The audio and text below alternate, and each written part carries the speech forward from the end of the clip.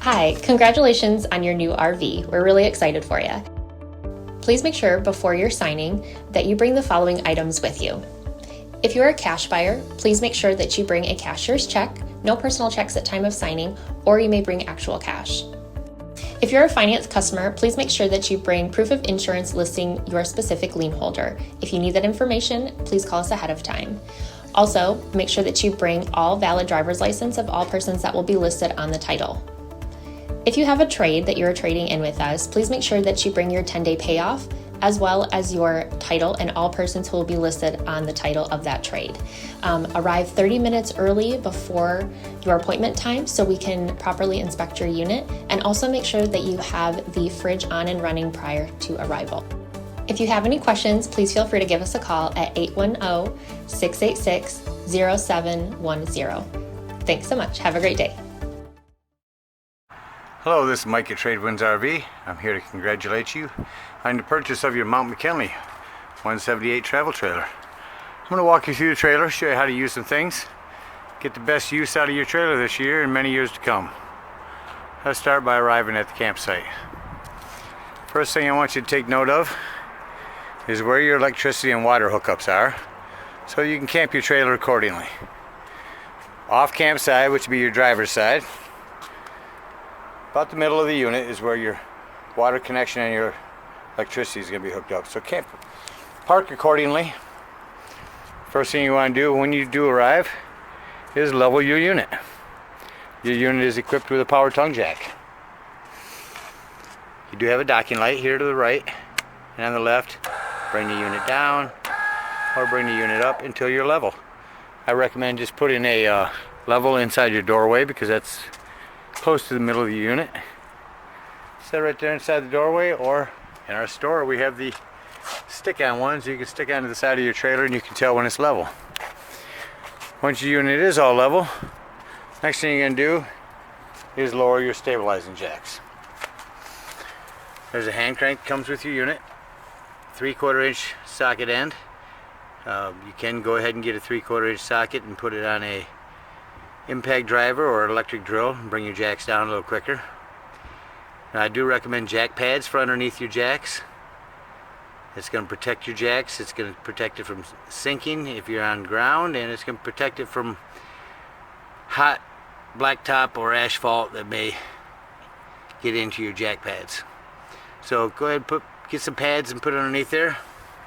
Bring down all 4 of your jack pads, or your leveling jacks. There's one on each corner. We have our unit level. We have our unit stable. Just bring those jack pads down just till your unit is stable. They're not levelizing jacks, they're stabilizing jacks. Once that's hooked up, we're going to hook up our water and electricity. Now your unit is has conveniently stored inside 30 amp. Should you want to plug into 110, you do have a amperage reducer in your convenience pack. Simply connect that to the end and you can plug into 110. You will not be able to run your AC on 110, but everything else should work. Once you have your power plugged in, we're going to hook up our water. To the left of your power is your city water connect. First thing you want to do to your water hose is hook up this water pressure regulator. This water pressure regulator is going to reduce the pressure down to 40 to 50 psi. You never know what it is at the campsite and you don't want to blow your lines out, so hook up this water pressure regulator. Then hook up your hose. Once your hose is hooked up, before you turn it on, you're going to come over to your hot water tank. First thing you want to do is make sure that your tank is plugged. Put in this drain plug. Once the drain plug's in, turn on your water. Once your water's on for a little while, come here to your pressure release valve, pull on that, release the air, burp it, and some water will come out. That'll tell you that your hot water tank is full and ready to be lit. I'll show you how to light that when we get inside. Once we have our water hooked up, we have our water pressure regulator hooked up. Our water is full.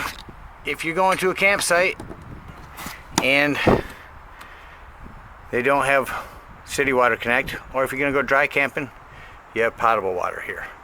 Simply fill this tank up. Again, burp your hot water heater, pressure release valve, release the pressure, and you can camp with this.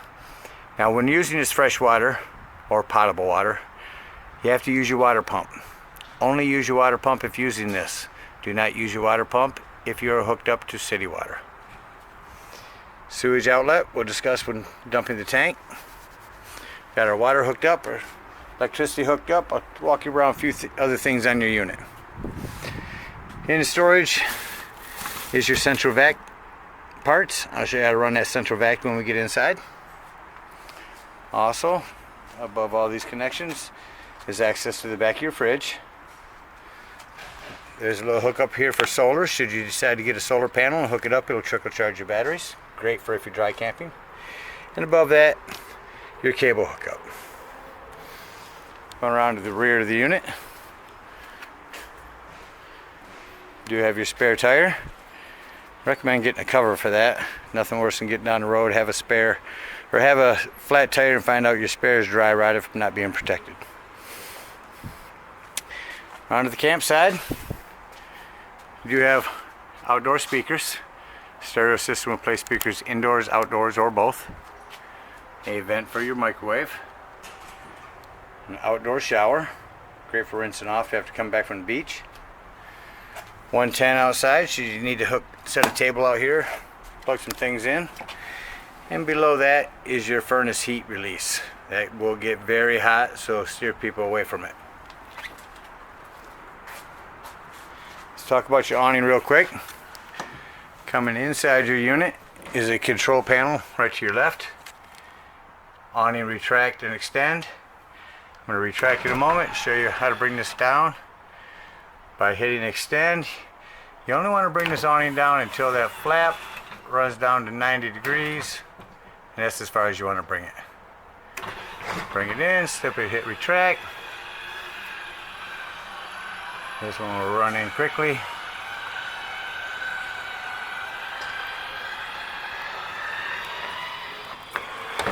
And your awning's in. Also in this control panel is your water pump. Again, only turn on this water pump if you're using potable water. And this is for lighting your water heater. Above, turn on your lights. This is to check your battery, your fresh tank, your gray. Check all your tank levels there. You can tell when them are getting full, or if your battery's getting low. You have your Suburban stove here. This one looks like you have to turn all the way left and light it by hand. Below your stove, you have a heat release there. 110, individual lighting here. And back here you do have a charging station and another 110. To the right of your bed, here's your stereo system. Nice Jensen system. Bluetooth compatible. Let's get around to the right here. Above your little TV area here is hookup for cable and the TV. This does have a backer in case you want to mount it to the wall, or you can set it here. Here's your thermostat that will run your heat and your air, depending on the temperature you set it at. Here's your Dometic refrigerator at the top of your controls. Turn it on. It is on auto right now, which means it's running off gas, and as soon as you plug in, it starts running off electricity. As soon as you unplug, it goes back to gas. If you want to run strictly off gas, release that button to high, and now you're on gas. Press it back in for auto. Below your fridge, access panel to your fuse box and breaker box. Looks like you've got a 3 and some 15s. I highly recommend keeping some of them on hand with you when you go camping. You never know when you might need a fuse. Just to the right of that fuse box is your carbon monoxide detector. This carbon monoxide detector is 12 volt, which means it's running off your battery at all times. If you're going to be gone for the day and you're not plugged in, if you're dry camping or just not plugged in somewhere, disconnect your battery. That's going to keep this carbon monoxide detector from running your battery down.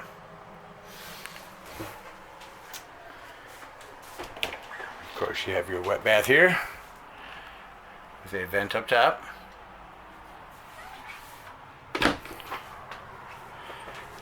And underneath your dining area is your central vac. Simply lift that, turn it on. When plugged in, your vacuum will work. Simply sweep things in there, or hook up your hose and vacuum carpets or even your floor.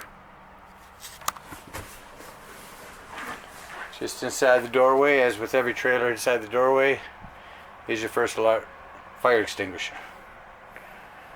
I'd like to show you quickly how to set this bed down. Up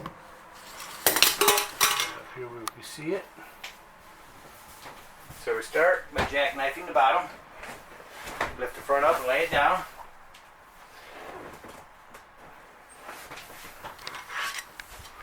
We're going to go up here,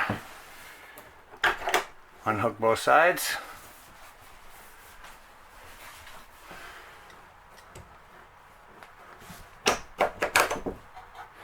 Grab here, lay it down. Then you have to pull this footrest out.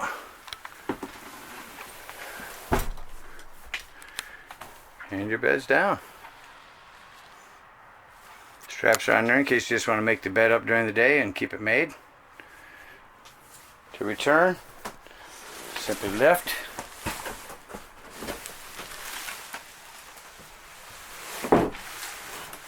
Push it up.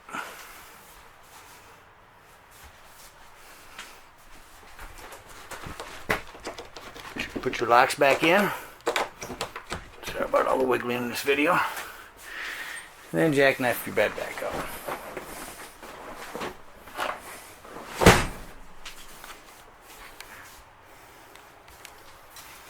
That's how to use your Murphy bed.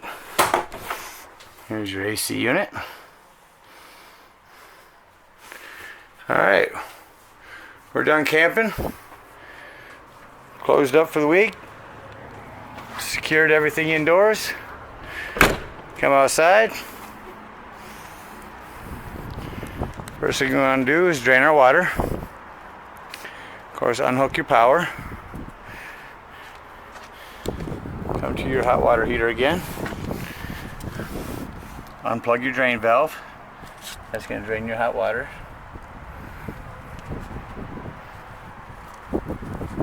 Next thing we're going to do, bring up our stabilizing jacks, take your unit to the front. Now we go to the dump station. We get to the dump station, remember that your sewage connection is on your driver's side, almost about halfway down the unit, so park accordingly to easily access the dump station. And your convenience pack is a sewage hose. Twist off this cap, connect your sewage hose, pull your black tank. After you've pulled your black tank, sewage is all ran into their dump station. Next thing you want to do is pull your gray tank.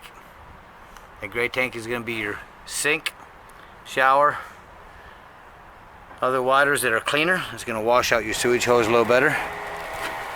After you're done, conveniently store your sewage hose right inside your bumper. It's going to keep the smell out of your trailer. Great place for it. So again, congratulations on the purchase of your Mt McKinley. Hope you guys enjoy it for many years to come.